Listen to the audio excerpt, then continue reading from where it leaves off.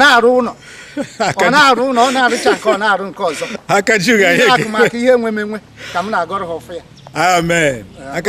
Onye isi ekelekwa m. Akajuga ya ekele gị. Ka anyị na-eze n'oge ji ọfụ ka abịa. Ọ dị mma. Sebastian Eze, Onowu of EMEORA. Ndị NEKE nwere oriri ha na-erige isi. Mana nke na-emepụta mmadụ na-ebu ajụ.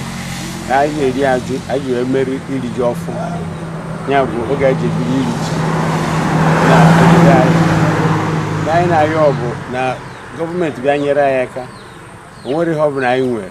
Ụlọ akwụkwọ adịrọ na be anyị. Kọleji adịghị na be anyị. Ka anyị na-arụ arụ ụmụ nwaanyị. Missionary, I had also 3 classrooms.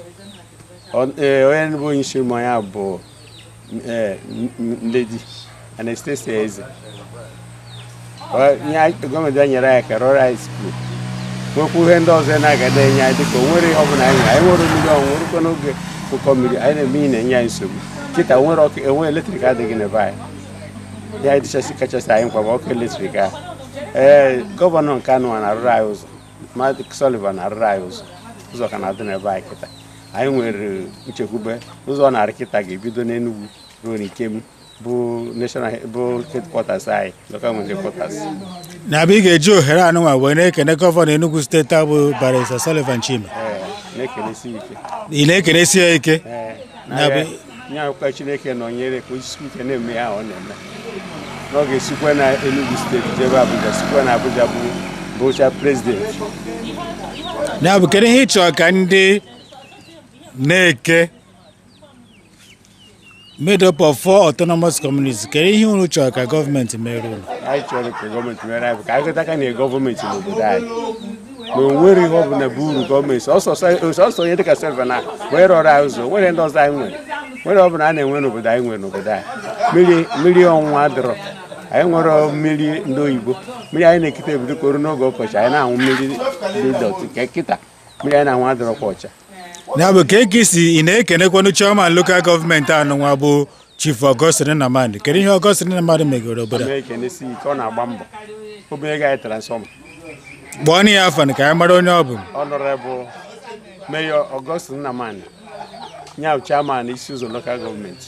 Ya bụ na-asị ka ekene dịrị ya. Na-ekenesi ike. Kenekwuonu gọvanọ na-eme ihe niile. Kenekwuonu gọvanọ. Kenesi gọvanọ ike onye mere ka ọ bụrụ ya bụ chairman anyị. Ya na na-arụkwa ọrụ. O nwere briji Augustine Nnamdi na-arụrụ anyị. Ya ga-ejikọta anyị na ndị ugwu Hausa ọnụ. Ka ekweru maka ndị obodo, ị ga-ekenekwa ndị obodo etu ha si na-enye aka ka ihe na-aga n'ọfụma. Ama ekene ndị igwe niile dị n'obodo anyị. Na-ekene ụmụ nwaanyị na-achị obodo anyị na ndị ụmụ nwoke so ha na-achị ya. Kachasị ụmụ nwaanyị ndị EMEORA. Ndị megoro na EMEORA enwego secondary school. Nwee na EMEORA enwego afịa. Ya bụ kedu ihe ị chọrọ kịta anụnwa ka ị wee kpee okpe ekene ya bụ abọsị na-achọ gị afọ ọzọ gị. Kedu ihe a ga-asị na ị hapụrụ asị Onowu of NEKE? Ọ bụ kịta na-achọ m afọ m na ndị obodo anyị ndị EMEORA ga-amata na EMEORA pụrụ ihe.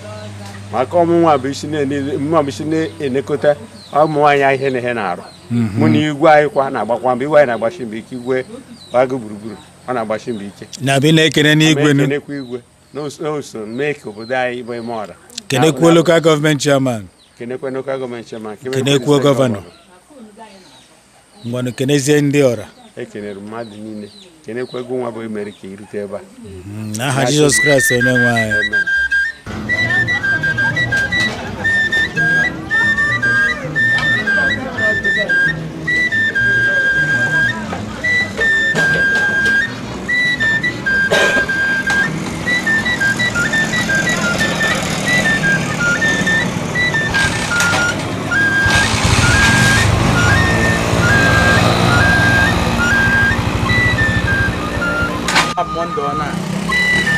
Ya jimara NEKE gbaju. Ọ bụ eziokwu ihe eji mara obodo anyị bụ ajụ. Aha m bụ Ikechukwu Agbaeze. Ya bụ na-achọ ka ndị mmadụ bịabazie ajụ. Okay, ekene m unu. Nọ taa bụ na NEKE nke dị n'okpuru ọchịchị ISIUZO. Ọkwa na igwe gburugburu na ebe anụnwa. Ya bụ ndị be anyị ka ọ dị ụbọchị a n'izu ụka na-abịanụ. Anyị ga-echekwa obodo ọzọ dị n'Enugu steeti a. Chukwu mee ka ọ ga-abụ n'ISIUZO anụnwa.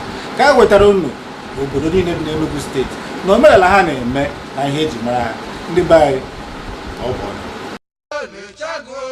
n'Ochago, ebube agụ n'Ochago.